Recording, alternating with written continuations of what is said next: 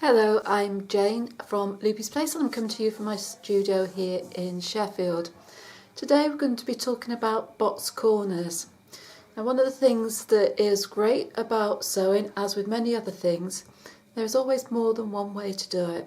So if one way doesn't suit you, you can always try a different way and see if you get on with that way and find that easier, whether it sits better with you.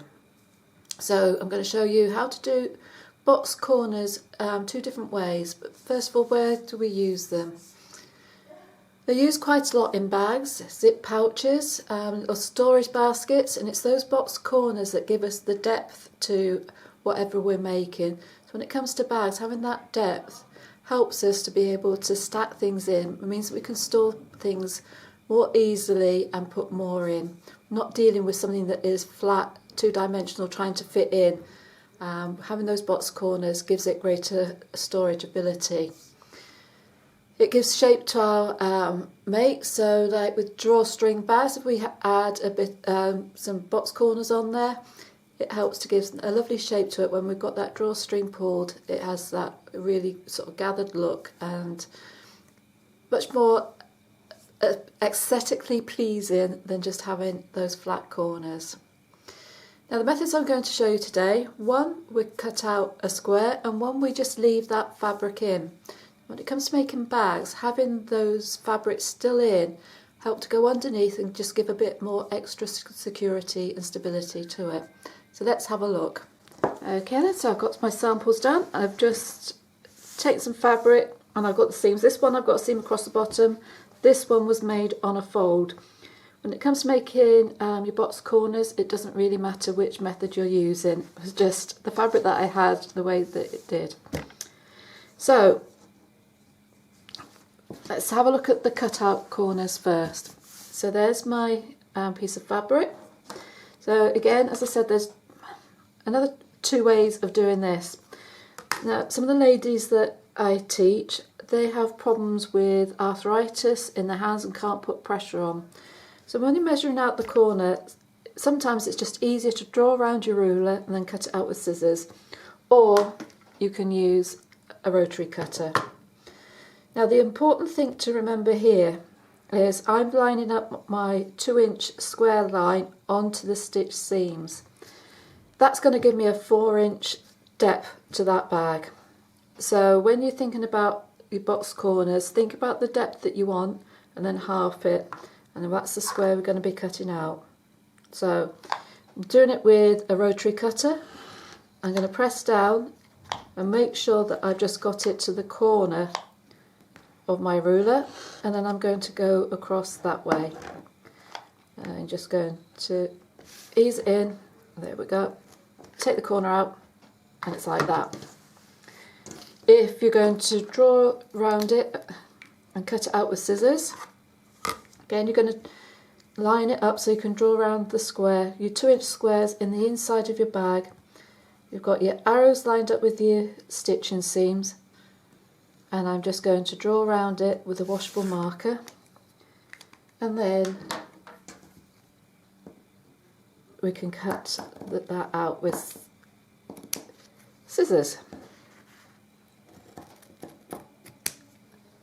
So two different ways, but we've got the same end result.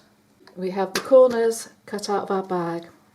So what we need to do now is open up our bag like that. And I always find it's a nice idea just to fold the seams on what the side seam the opposite way to at the bottom. See, I can nest up those seams so I know they're going to match up nicely. Just give it a little bit of help to line up so that it's straight. Just going to put a clip on there to hold it in place. You can use pins, or if you're confident in keeping it in the right place, then you can just take it straight to your machine. And what I'm going to do then is sew across there. When it comes to doing the other side, you want to make sure that that seam at the bottom is facing the right way. You want it to be the same way as you've done on the other side, so you can have a straight flat seam there. You don't want it twisting in the middle. Again, I'm going to clip it together, I'm just making sure that that central seam is lined up first. Then I can line up the rest of that cutout. So this method is quite easy to line up the seams, so you can get the side seams level with the bottom. You've got less bulk remaining within the bag, and that can be useful if you're doing fairly small pouches where you don't want that bulk building up. There we are, so let's get the sheet. So I'm just making sure that there's no other part of the bag that can get in the way while I'm stitching it, because I don't want to catch it in. I'm going to do some reverse stitches just to hold that in place. And I'm going to go all the way to the end, reverse stitches, and I can cut that off. So that's that side. Turn over,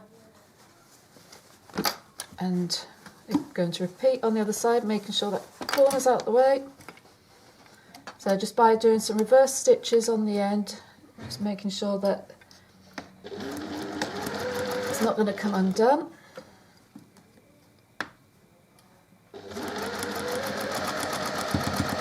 Cross to the end, reverse and finish. There we go. And now I can turn it through.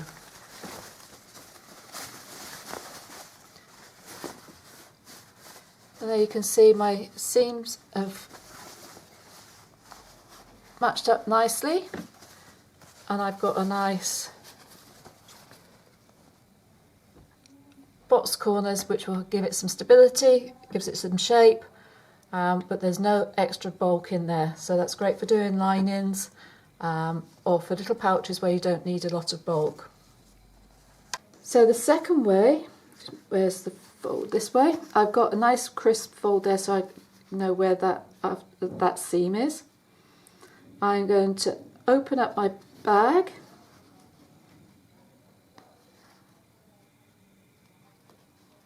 Right, open that. There we go.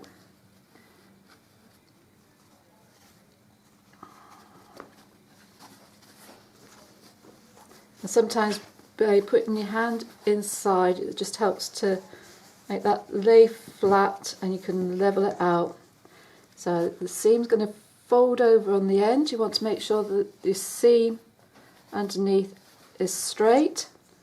I'm going to lay that there, and now I'm going to measure it. So this time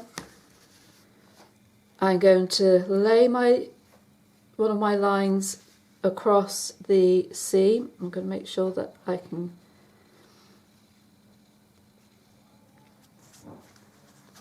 there we go. So we've got my line it up, just make sure that this side is flat too. So let's going to measure from the end. I'm going to hold that there. Again, I'm using my water soluble pen, and I'm going to draw across there. And I'm just going to clip that in place just to make sure it doesn't move. And then I'm going to turn it over and do the opposite side. So again, going to open it up, make sure it's level, that seam is going through the centre. Just line it up with that fold, you'd line it up with the seam. There we go.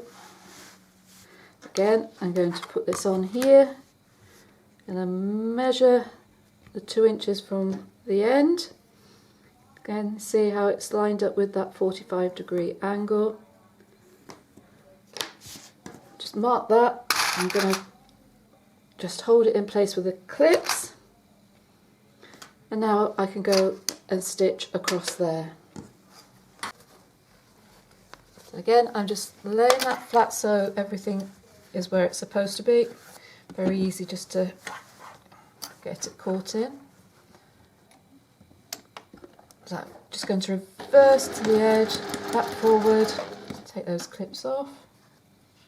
And I'm stitching right on top of that line that I've drawn. Reverse, go through, and we'll do the other side. Again, if you had the seam in the bottom, you'd just make sure that it was laying both the same way on both sides. Reverse.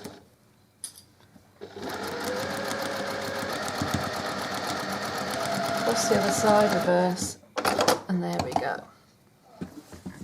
And then again we turn it in. This time we're keeping those there. You can, if you want to, make your box corner this way and trim off afterwards. If you want a bag and you just want some extra firmness in the bottom, you can keep those in. I'll turn it through, and you can see where it's folded up nicely with the fold there, so you can see that it's lined up nicely. And then again, it is free to stand up. So I do hope you found that useful. I've seen that there's different ways of getting the same results. Use a way that you find easy to do. Try both ways, and then you can compare the results and see which one works better. Again, we've found that the different ways will suit different things that we're making, so keep that in mind too, whether you want to have that extra stability, extra thickness in that fabric in the bottom to help with carrying, or whether you want something that's not as bulky. I'll be back very soon with some more helpful hints and tips. Make sure that you subscribe to my channel, hit the bell below, and you'll get notifications when that new content is added.